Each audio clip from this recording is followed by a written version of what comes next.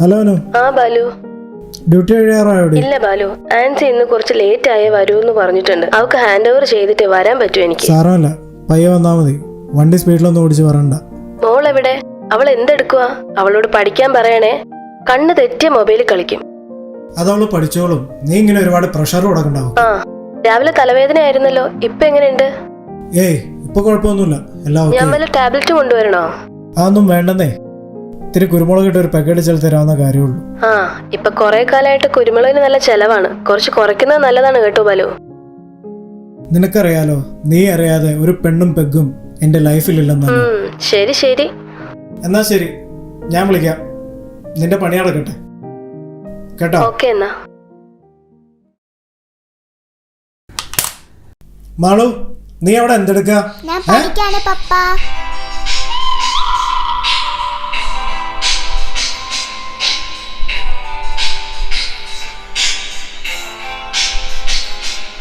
D,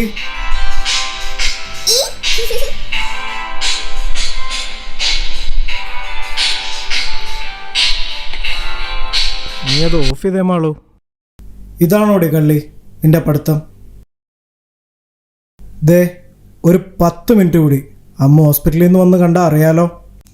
thank you പപ്പ. പപ്പ, എന്താടാ? can I ask you something? ചുമ്മാ ചോദിക്കടോ. എൻ്റെ ക്ലാസ്സിൽ ആര്യൻ്റെയും ഹനീഷൻ്റെയും എസ്തറിൻ്റെയും പപ്പമാര് ഓഫീസിൽ പോകുന്നുണ്ട്. എൻ്റെ പപ്പ മാത്രം എന്താ ഓഫീസിൽ പോവാത്തേ? മാളൂട്ടി, പപ്പ ജോലിക്ക് പോകാത്തതുകൊണ്ടല്ലേ എപ്പോഴും മാളൂട്ടിയുടെ അവിടെ എങ്ങനെ ഇരിക്കണത്? ആരാ മാളൂട്ടിയെ സ്കൂളിൽ കൊണ്ടുപോകണത്? ആരാ പാർക്കിലും ബീച്ചിലും ഒക്കെ കൊണ്ടുപോകണത്? മാളൂട്ടിയുടെ എല്ലാ കൂട്ടുകാർക്കും ഇങ്ങനൊരു ഭാഗ്യമുണ്ടോ? എന്തിന്? അമ്മ ഇപ്പൊ ഉണ്ടായിരുന്നെങ്കിൽ നിനക്ക് ഇങ്ങനെ ഇരുന്ന് ഗെയിം കളിക്കാൻ പറ്റുമായിരുന്നു. അത് കറക്റ്റ്. പപ്പയെ കൊണ്ട് അങ്ങനെ ഒരു ഉപകാരമുണ്ട്. വന്നു വന്ന് പിള്ളേർക്ക് വരെ പുച്ഛം.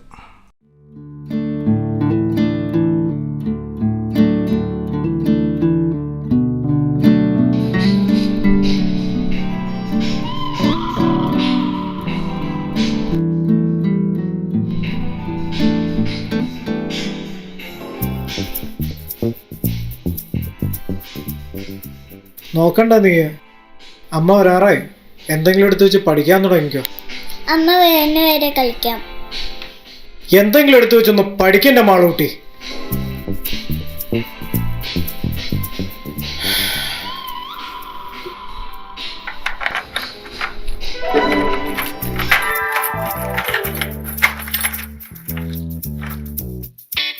മാളു, പറയണോ? നോ പപ്പ, പ്ലീസ് പപ്പ, ഞാൻ പഠിക്കാം.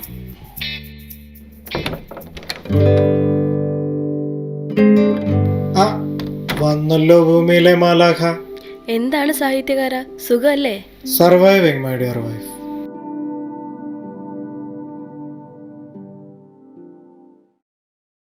മാളൂട്ടി, നീ ഇത്ര നേരം കളിക്കായിരുന്നു അല്ലേ? നിന്നെ പറഞ്ഞിട്ട് എന്താ കാര്യം? എല്ലാത്തിനും വളം വെച്ച് തരുന്നത് നിന്റെ പപ്പയെ പറഞ്ഞാൽ മതിയല്ലോ. എന്റെ ബാലു, നിങ്ങൾ ഈ കൊച്ചിനെ നശിപ്പിക്കുവോ? ഇവളിപ്പോ ഭയങ്കര ഉഴപ്പാന്ന് കഴിഞ്ഞ ഓപ്പൺ ഹൗസിനൂടി ടീച്ചർ പറഞ്ഞല്ലേ? പിള്ളേരല്ലേ, അവർ കുറച്ചൊക്കെ കളിക്കട്ടെ. ചെറിയ ക്ലാസ്സിലല്ലേ പഠിക്കുന്നത്? ആ, ചെറിയ ക്ലാസ്സിൽ നിന്നാ വലുതിലേക്ക് പോകുന്നത്. പണ്ട് ഞാനൊക്കെ സ്കൂളിൽ പഠിക്കുമ്പോ. ഓ, നിങ്ങൾ പണ്ട് സ്കൂളിൽ കളിച്ച് നടന്ന കാര്യമൊന്നും പിള്ളേരോട് പറയല്ലേ. ആ കാലമൊന്നും അല്ല ഇത്. എന്റെ അനു, നീ വന്ന നിപ്പിൽ നിന്ന് തർക്കിക്കാതെ ഡ്രസ്സ് മാറി ഫ്രഷ് ആയിട്ട് വാ. വിശന്നിട്ട് വയ്യ, വല്ലതും കഴിക്കാം. അതൊക്കെ പോട്ടെ, ഇന്ന് ഷെഫ് എന്താ ഉണ്ടാക്കിയത്? നല്ല ഡിലീഷ്യസ് ചിക്കൻ കറി. ഇന്ന് തഞ്ചാവൂർ സ്റ്റൈലാ. നല്ല മണമൊക്കെ ഉണ്ട്. ടേസ്റ്റ് ഉണ്ടോന്ന് ഞാൻ കഴിച്ചിട്ട് പറയാം. ഓ, നിന്റെ സർട്ടിഫിക്കറ്റ് ഒന്നും വേണ്ട, വേണമെങ്കിൽ കഴിച്ചാ മതി. ദാ വരുന്നു, ഒരു 10 മിനിറ്റ്, പെട്ടെന്ന് ഫ്രഷ് ആയിട്ട് വരാം. മാളു, മര്യാദയ്ക്ക് ഇരുന്ന് പഠിച്ചോ, നിന്നെ ഞാൻ ശരിയാക്കുന്നുണ്ട്. ഇറ്റ്സ് നോട്ട് മൈ ഡേ പപ്പ. ആ മൊബൈൽ എടുത്ത് കമഴ്ത്തിയെങ്കിലും വെച്ചുകൂടായിരുന്നോടി മണ്ടിപ്പെണ്ണെ. എന്ത് ചെയ്യാന്, കള്ളത്തരം ചെയ്യാൻ അച്ചോട് എക്സ്പീരിയൻസ് ഇല്ലല്ലോ. ആ, നിനക്കേ ഇത് കിട്ടിയാ പോരാ.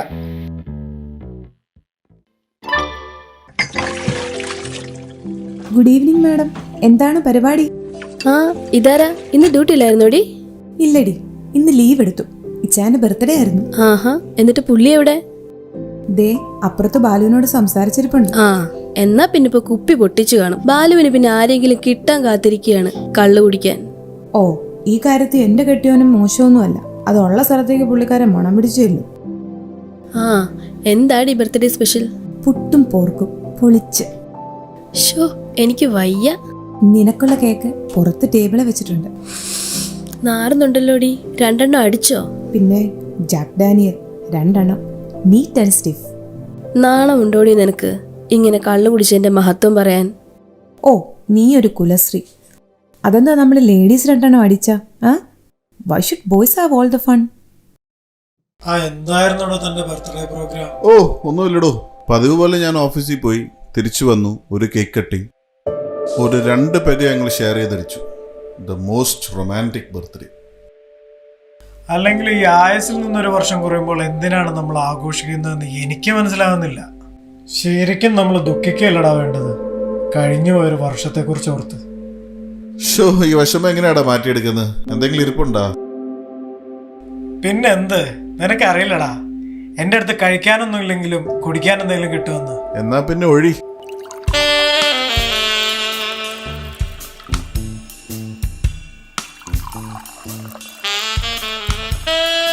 പ്രിജോയ്, ഇതേതാ ബാലു ഈ പുതിയ പുസ്തകം? അടുത്ത് വായിച്ചതിൽ വെച്ച് ഏറ്റവും ശ്രദ്ധേയമായ ഒരു എഴുത്ത്. നമ്മൾ വെറും ഫാൻറ്റസിയായി മാത്രം വായിച്ച് ശീലിച്ച ആദിവാസികളുടെ ജീവിതമൊക്കെ വളരെ റിയലിസ്റ്റിക് ആയിട്ട് അവതരിപ്പിച്ചിട്ടുണ്ട്. It's worth reading. Just right. Yes, I will. പിന്നെ എന്തായി തൻ്റെ ബുക്ക് റൈറ്റിംഗ് ഒക്കെ? ഏകദേശം കഴിഞ്ഞു. ഒരു പബ്ലിഷറെ കിട്ടാനാണ് പാട്. നാട്ടിലൊക്കെ ആയിരുന്നെങ്കിൽ വേഗം നടന്നേനെ. ഈ റെക്കമെൻഡേഷനും പൊളിറ്റിക്കൽ സപ്പോർട്ടും ഒന്നും ഇല്ലാതെ നമുക്കൊക്കെ ഒരു നല്ല എൻട്രി കിട്ടാൻ വലിയ ബുദ്ധിമുട്ടാണ്. പേര് കേട്ട പബ്ലിഷർമാർക്കൊക്കെ വേണ്ടത് കോൺട്രവേഴ്സൽ സബ്ജക്ട്സ് ആണ്. സെക്സിന്റെ അതിപ്രസരം, വലതുപക്ഷ ഫാസിസത്തിനെതിരെയുള്ള ആഞ്ഞടികൾ, സെലക്റ്റഡ് നവോത്ഥാനം. These are the trending topics now. ഭരണപക്ഷ സിദ്ധാന്തങ്ങളെ മുറുകെ പിടിക്കുകയോ അങ്ങനെ പ്രകടിപ്പിക്കുകയോ ചെയ്യുക എന്നുള്ളതാണ് അക്കാദമി അവാർഡ് പോലുള്ള പല അപകർഷങ്ങളുടെയും കുറുക്കുവഴി. കൾച്ചറൽ സ്ലേവറി, ഒരുതരം സാംസ്കാരിക അടിമത്തം. പക്ഷെ എൻ്റെ കാഴ്ചപ്പാടിൽ ഒരു എഴുത്തുകാരൻ്റെ മുന്നിൽ എൻ്റെ ജനത, അവരുടെ ജനത എന്നുള്ളൊരു വേർതിരിവുകൾ പാടില്ല. മനുഷ്യനെന്ന ഒരു ജീവിയെ പാടുള്ളൂ. അവൻ്റെ സങ്കടങ്ങളും ദുരിതങ്ങളും സഹനങ്ങളുമായിരിക്കണം എഴുത്ത്. നമ്മുടെ ഈ അഭിനവ സാഹിത്യ നായകൾക്കില്ലാത്തത് ഈ ഒരു ചിന്തയാണ്. ആബ്സല്യൂട്ട്ലി. താൻ എന്തായാലും ഡിസപ്പോയിൻറ്റഡ് ആവണ്ടോ. വാതിലുകൾ മുട്ടിക്കൊണ്ടിരിക്കുക. ഏതെങ്കിലും ഒരെണ്ണം നമുക്കായി തുറക്കപ്പെടും. ഇല്ലടോ, അങ്ങനെ നിരാശയൊന്നുമില്ല. ഭൗതിക നേട്ടങ്ങൾക്ക് വേണ്ടി എത്തിക്സിൽ വെള്ളം ചേർത്താൽ അത് എഴുത്തുകാരൻ്റെ മരണമാണ്. ഞാൻ ആത്മഹത്യ ചെയ്യില്ല. തനിക്കൊരു പാർട്ട് ടൈം ജോലി എന്തെങ്കിലും നോക്കിക്കൂടെ? ഈ ക്ലൗഡഡ് മൈൻഡൊക്കെ മാറാൻ അതൊന്ന് സഹായിച്ചാലോ? ഞാനും കൂടി നോക്കാടൂ. ഞാനിവിടെ പരിചയപ്പെട്ടവരിൽ നീ മാത്രമായിരുന്നു എന്നോട് ഇങ്ങനെ ഒരു ചോദ്യം ചോദിക്കാതിരുന്നത്.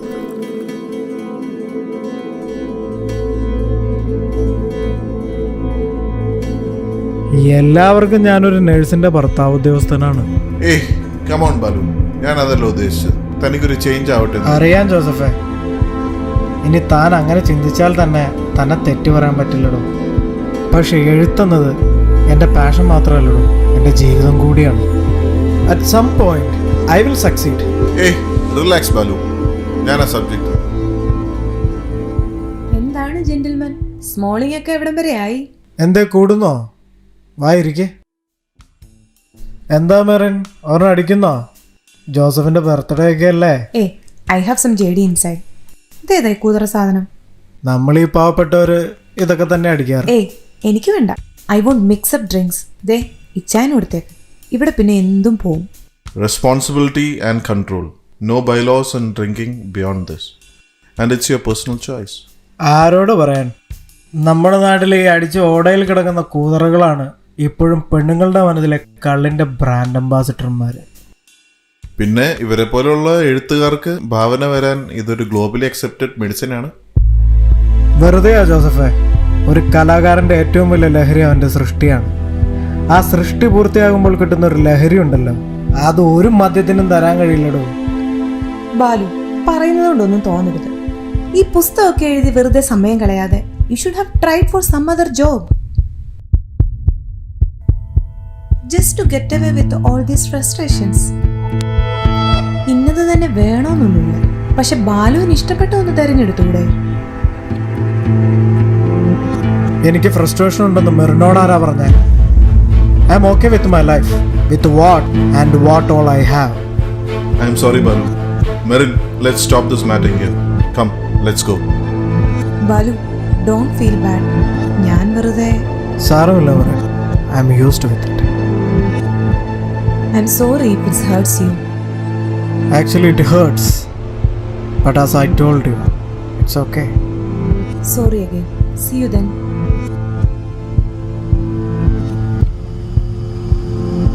ബാലുവിന് ഫീൽ ആയിരുന്നു. ഒന്ന് പറഞ്ഞോക്കണേ. ഓ, അതൊന്നും സാരമില്ലാടി. എന്നാ പോട്ടേടി, പിന്നെ കാണാം. താൻ എന്ത് പണിയാണ് കാണിച്ചത്? എന്തിനീ ആൾക്കാരെ വെറുതെ അയാളുടെ നിങ്ങളങ്ങോട്ട് നടക്കും മനുഷ്യൻ. പോയിട്ട് വേണം ഒന്നുകൂടെ അടിക്കാൻ.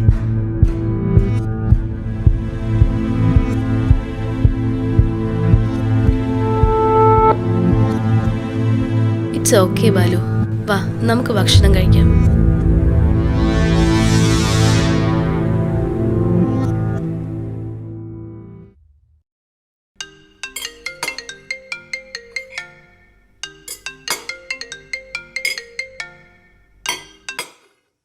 ഹലോ സുധാകർജി. ഹലോ ബാലു, എന്താണ് പരിപാടി?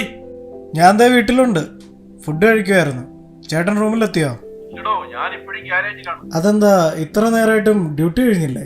ഇല്ലടോ, കുറച്ച് ഓവർ ടൈം കിട്ടുന്നതല്ലേ, എന്തിനാ വെറുതെ കളയുന്നത്? അവനവന്റെ ആരോഗ്യമൊക്കെ നോക്കി വേണം ജോലി ചെയ്യാൻ കേട്ടോ. ആ അതൊക്കെ പോട്ടെ, ഞാനൊരു കാര്യം പറയാൻ വിളിച്ചതാണ്. നീ ഈ വീക്കെൻഡ് വേറെ പരിപാടിയൊന്നും ആക്കരുത് കേട്ടോ. ഈ വീക്കെൻഡോ? എന്താണ് പരിപാടി? ഓ, നമുക്കിവിടെ കൂടാമെന്നേ. ആണോ? എന്താ വിശേഷം? തന്നെ കണ്ടിട്ട് ഒരുപാട് നാളായില്ലേ. പിന്നെ മൂത്തവൾ MBBS കഴിഞ്ഞു, അതിന്റെ ഒരു ചെറിയ സെലിബ്രേഷൻ. നമുക്ക് എന്തെങ്കിലും കഴിച്ചും കുടിച്ചും പിരിയാം, അത്ര തന്നെ. ആഹാ, സെലിബ്രിറ്റീന്റെ കാര്യം തന്നെ. തീർച്ചയായിട്ടും ഞാൻ വരും. മറക്കല്ലേ, റിമൈൻഡർ വെച്ചു. ഞാൻ എത്തിക്കോളാം. ഈ ആഴ്ച എന്താ കോള്? നമ്മുടെ സുധാകർജിയുടെ മൂത്ത മോൾ MBBS പാസ്സായി. അതിന്റെ ചെറിയൊരു പാർട്ടി. എല്ലാ ആഴ്ചയും ഇതേപോലെ ഒരു കൊട്ടേഷനും കൊണ്ടുവരും. കള്ളു കുടിക്കാൻ ഓരോരോ കാരണങ്ങള്. നിനക്കറിയാമോ, രണ്ടെണ്ണകത്ത് ചെന്ന് കഴിഞ്ഞാൽ മനസ്സ് തുറക്കുന്നവരാണ് ഓരോ പ്രവാസിയും. നമ്മുടെ ഈ സുധാകർജി തന്നെ 30 വർഷമായി ഇവിടെ. ഒരു 3 പതിറ്റാണ്ട് കാലത്തെ പ്രവാസത്തിൻ്റെ ആക്ച്വൽ ക്രോസ് സെക്ഷനാണ് അയാളൊക്കെ. എൻ്റെ എഴുത്തിന് വേണ്ടിയിട്ടുള്ള ഒരുപാട് മെറ്റീരിയൽസ് അവിടെ നിന്ന് കിട്ടും. അതുകൊണ്ട് തന്നെ പുള്ളിയെ മീറ്റ് ചെയ്യാനുള്ള ഒരു അവസരവും ഞങ്ങളില്ല. ഓ, പഴയ പത്തേമാരി ടീമായിരിക്കും. ഏകദേശം. പക്ഷെ അവരുടെയൊക്കെ ഹാർഡ് വർക്ക് നിന്നെപ്പോലുള്ള ഈ new gen പ്രവാസികളൊന്ന് കണ്ടുപിടിക്കേണ്ടതാണ്. Nowadays there is no room for hard work, man. We do smart works. സ്മാർട്ടായിട്ട് എങ്ങനെ ആളെ പറ്റിക്കാമെന്നുള്ളതാണല്ലേ. എത്ര താലിച്ചരട് പൊട്ടിച്ചു മദ്യമേ, എത്ര ബാല്യങ്ങൾ അനാഥമായി, എത്ര കണ്ണീർ കടലു വറ്റിച്ചു മദ്യമേ, എത്ര മോഹപ്പൂ കൊഴിഞ്ഞുപോയി. എത്ര താലിച്ചരടു പൊട്ടിച്ചു മദ്യമേ, എത്ര ബാല്യങ്ങൾ അനാഥമായി, എത്ര കണ്ണീർ കടലു വറ്റിച്ചു മദ്യമേ, എത്ര മോഹപ്പൂ കൊഴിഞ്ഞുപോയി. ചോദ്യങ്ങളെല്ലാം ഒതുങ്ങുമ്പോൾ ഉത്തരം ചോര ഛർദിക്കുന്ന കാഴ്ചയായി. ചോദ്യങ്ങളെല്ലാം ഒതുങ്ങുമ്പോഴുത്തരം ചോര ഛർദിക്കുന്ന കാഴ്ചയായി. ഇവിടെ ഒന്നും ഛർദിച്ച് വെച്ചേക്കരുതേ.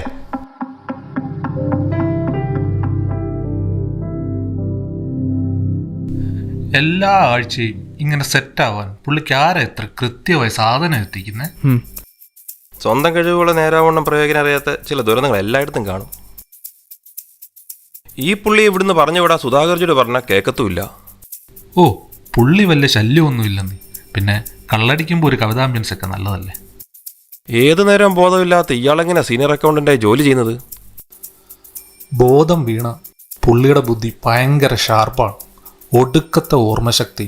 ഞാൻ കഴിഞ്ഞ ദിവസം ഒരു 100 റിയാൽ കടം വാങ്ങിച്ചു. ഞാൻ വിചാരിച്ചു പുള്ളി മറക്കുമെന്ന്. പക്ഷെ കറക്റ്റായിട്ട് തിരിച്ചു ചോദിച്ചു. നിനക്കൊക്കെ നാളെ ഇവൻ്റെ അടുത്ത് കാശ് കടം മേടിക്കാൻ. ആവശ്യക്കാരന് ഔചിത്യമുണ്ടോ? പ്രത്യേകിച്ച് കാശിൻ്റെ കാര്യത്തിൽ.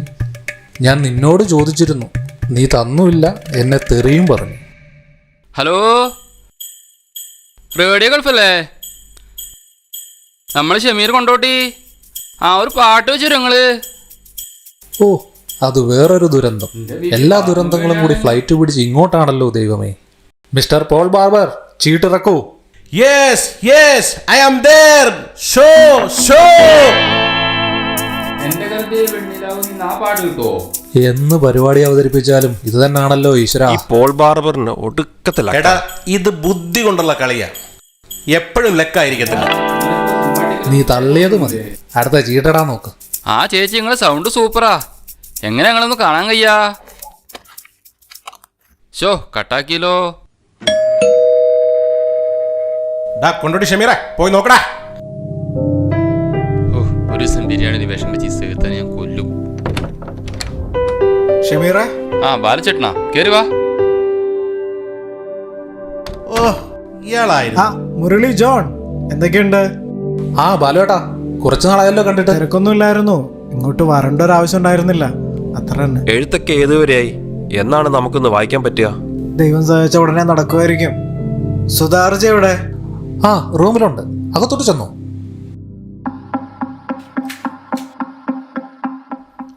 ഓ, ഇയാള് കഥ എഴുതാൻ നടക്കുന്നു.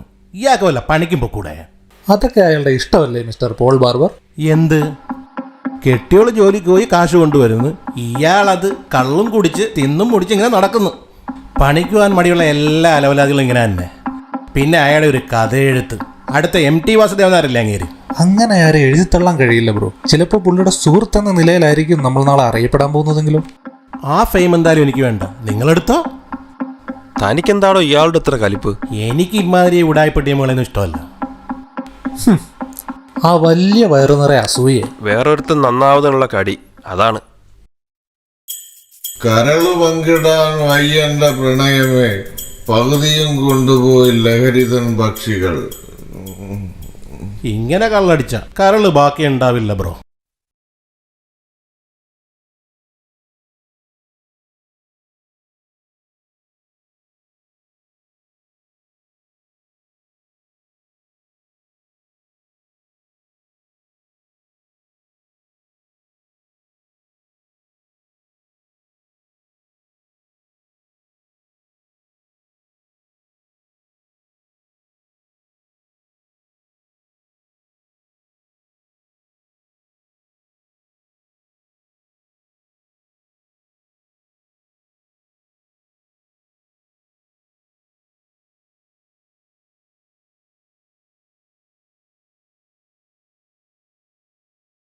അവരവരുടെ മനസ്സിലല്ലേ ചേട്ടാ തത്വമസി.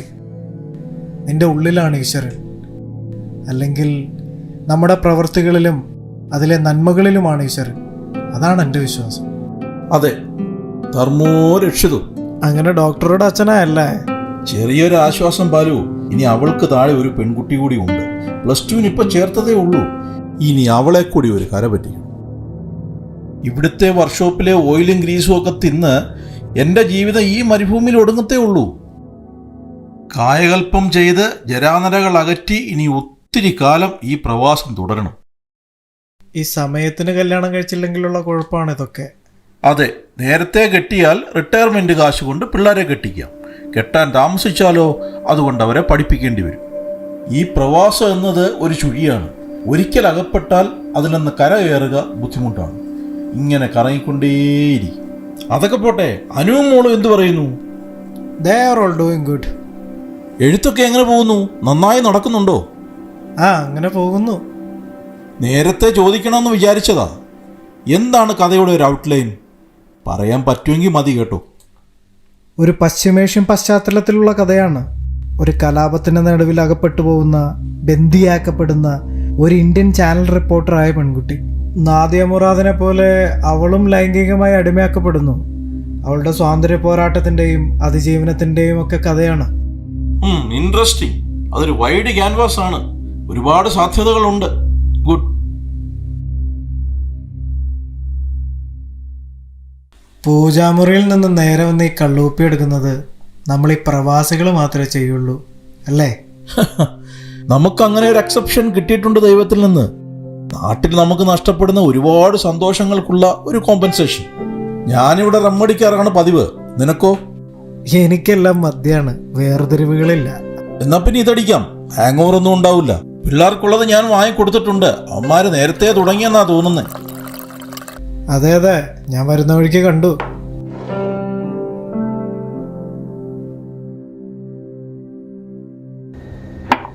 കുറച്ചു നാളായി ആ പോളിന് എന്നോട് എന്തോ ഒരു ദേഷ്യം പോലെ.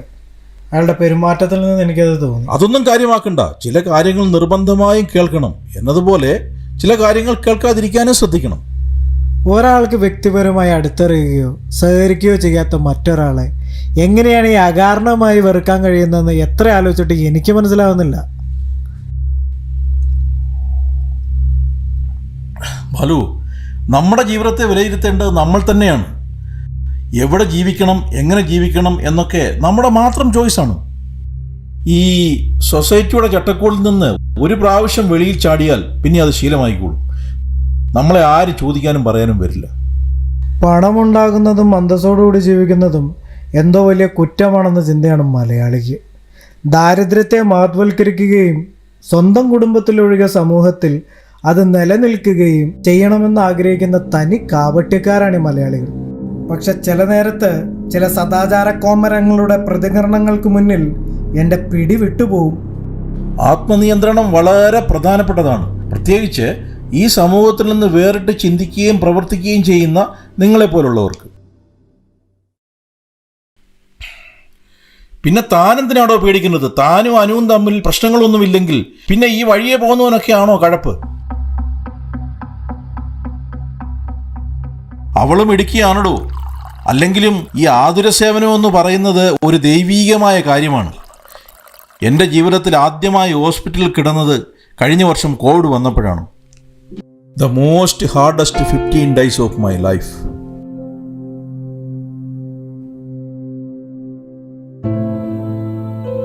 ആ ദിവസങ്ങളിലാണ് ജീവൻ തിരികെ കയ്യിൽ വെച്ച് തരുന്ന ദൈവങ്ങളെ ഞാൻ നേരിട്ട് കാണുന്നത്. ഡോക്ടർമാരുടെയും നഴ്സുമാരുടെയും ഒക്കെ രൂപത്തിൽ.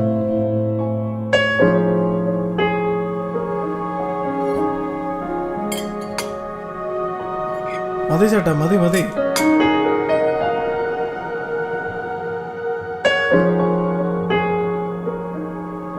സതീശ, എഴുന്നേറ്റ് വാടോ, വല്ലതും കഴിക്കാം. ദാഹിക്കുന്നു ഭഗിനി കൃപാരസ, മോഹനം കുളിർ തണ്ണീരിതാശു നീ. എന്തിനാടോ അയാളെ ഇത്ര അടിക്കാൻ സമ്മതിച്ചത്? നിങ്ങൾക്കറിയില്ല അയാളെ? എന്റെ ചേട്ടാ, ഇത് വേറെ എവിടെയോ പോയി അടിച്ചിട്ട് വന്നതാ. എന്തോ കവിസമ്മേളനമോ അങ്ങനെന്തോ. ഇത് കള്ളല്ല, വേറെന്തോ കൂടിയ സാധനം. അവന് വിശക്കുമ്പോൾ വേണമെങ്കിൽ ഒന്ന് കഴിച്ചോളും. ഇവിടെ ഒരുത്തനെ ആനയിപ്പിച്ച് കൊണ്ടുവന്ന് കഴിക്കേണ്ട കാര്യമൊന്നുമില്ല. ഇത് നമ്മുടെ ഷമീറിന്റെ സ്പെഷ്യൽ ബിരിയാണിയാണ്. പുറത്തുനിന്ന് എന്തെങ്കിലും ഓർഡർ ചെയ്യാമെന്ന് പറഞ്ഞതാ, അവൻ സമ്മതിച്ചില്ല. ഞമ്മളുള്ളപ്പോ ബിരിയാണി പുറത്തുനിന്ന് വാങ്ങലോ? നല്ല കാര്യായി. മുരളിയുടെ വീട് പണിയൊക്കെ അതുവരെയായി. ഗ്രൗണ്ട് ഫ്ലോർ കഴിഞ്ഞ് നിർത്തി വെച്ചിരിക്കുകയാണ്. പിന്നെ ഇവിടെ കുറച്ച് സാലറി പെൻഡിങ് ഉണ്ട്. അതൊന്ന് കിട്ടിയിരുന്നെങ്കിൽ ബാക്കി തുടങ്ങാമായിരുന്നു. അവന് പിന്നെ ഭാര്യയുടെ സാലറി ഒന്നും ഇല്ലല്ലോ, ഒറ്റയ്ക്ക് സമ്പാദിക്കണ്ടേ.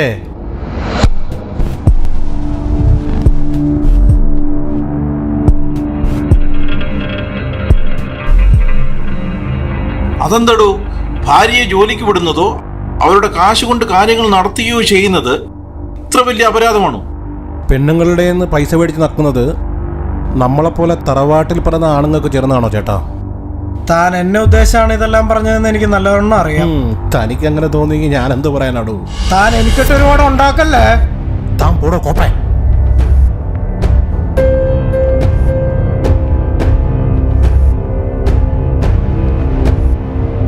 ബാലു, എടോ ഇരിക്കടോ, കഴിച്ചിട്ട് പോവാ.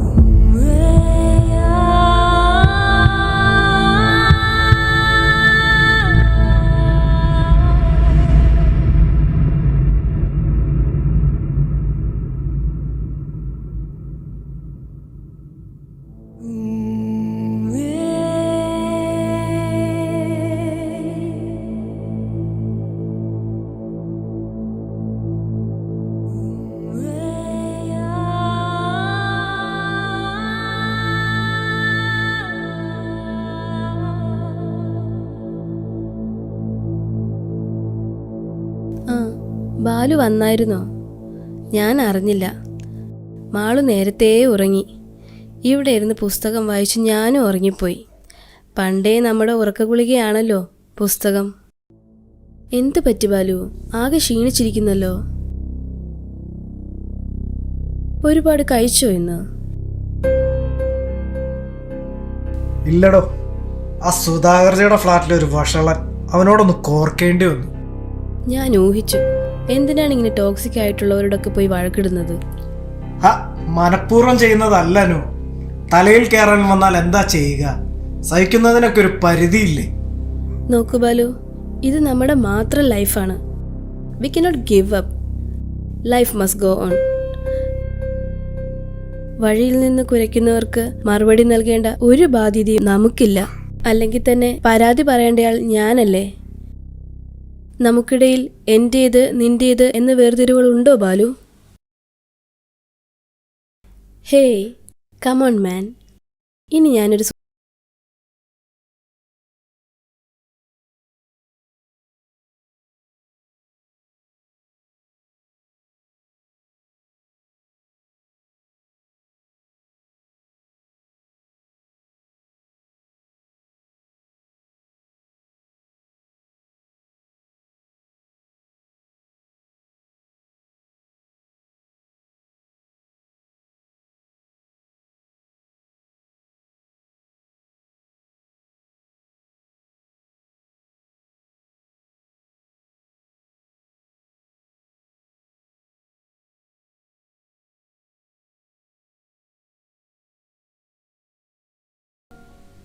ഞാനൊന്ന് കുളിച്ചിട്ട് വരാം.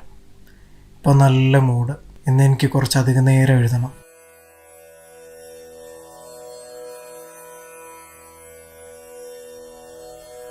കരം പിടിച്ചൊരാ നാൾ മുതൽക്കിന്നോളം ഇണങ്ങി നിന്നെൻ്റെ ജീവന സ്പന്ദമാ അടർന്നു വീർപ്പിടാനല്ലെൻ്റെ ഗദ്ഗദം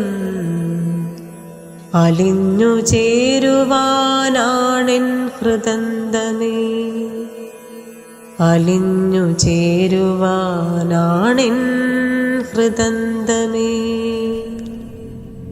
ശരിയും തെറ്റും തമ്മിലുള്ള അന്തരം അത് വിലയിരുത്തുന്നവൻ്റെ മനസ്സിൽ മാത്രമാണ്. നിങ്ങൾക്ക് തോന്നുന്ന ശരി എനിക്ക് ശരിയാകണമെന്നില്ല. നിങ്ങൾ ജീവിക്കുന്ന സമൂഹത്തിൻ്റെ നിയമാവലികൾക്ക് അനുസൃതമായ ശരിയെയാണ് നിങ്ങൾ കണക്കിലെടുക്കുന്നത്. അല്ലെങ്കിൽ നിങ്ങൾ സമൂഹത്തിൻ്റെ നിയമാവലികളുമായി ബന്ധപ്പെടുത്തിക്കൊണ്ടാണ് കാര്യങ്ങളെ വിലയിരുത്തുന്നത്. ആ ചട്ടക്കൂടുകൾ തകർത്ത് മറ്റൊരു കോണിൽ നിന്നും കുടുംബത്തിൻ്റെയോ സമൂഹത്തിൻ്റെയോ കെട്ടുപാടുകളില്ലാതെ കാര്യങ്ങളെ വിലയിരുത്തിയാൽ നിങ്ങൾക്ക് ഈ ഗതികേടിൻ്റെ പ്രശ്നം തോന്നില്ല. കുറ്റബോധം തീരെ ഉണ്ടാകില്ല. Thought, Lakshman, it was too late. You have to make best of the... Balu, they phone. നീ എടുക്കാനോ? ആരാണെന്ന് നോക്ക്. ഹലോ.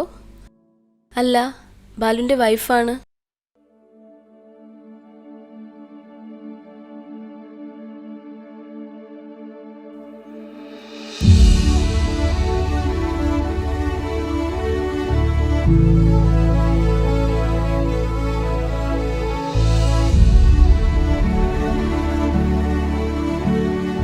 ആ ശരി, ഞാൻ പറയാം. ശരി.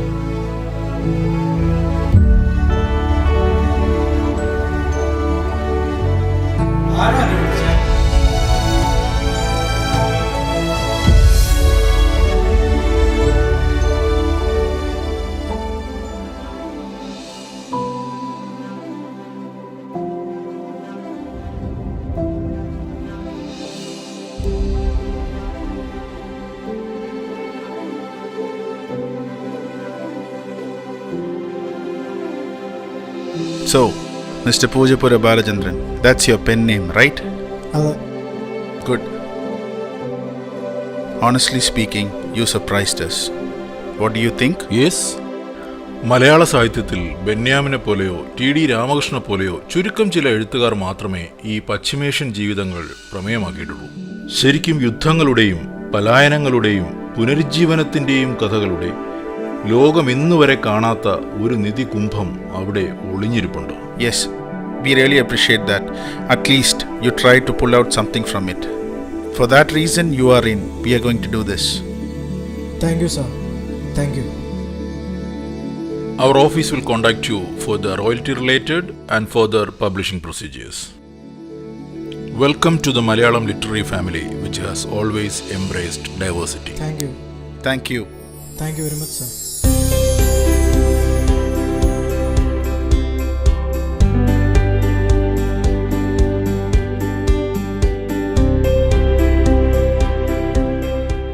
ഒരു ജീവിതം അതെല്ലാവർക്കും ഉണ്ടാവും. പക്ഷേ നമ്മൾ ആഗ്രഹിക്കുന്നത് പോലുള്ള ഒരു പ്രണയം, കുടുംബം, ജോലി, സാഹചര്യങ്ങൾ ഇതൊക്കെ കിട്ടുമ്പോഴാണ് അത് നമ്മുടെ ജീവിതമാവുന്നത്. Paulo Coelho പറഞ്ഞതുപോലെയൊന്നുമല്ല. പക്ഷേ നമ്മുടെ ആഗ്രഹങ്ങൾക്ക് വേണ്ടി ലോകം മുഴുവൻ കൂടെ നിന്നില്ലെങ്കിലും ആരെങ്കിലുമൊക്കെ ഉണ്ടാവും, ഉറപ്പ്.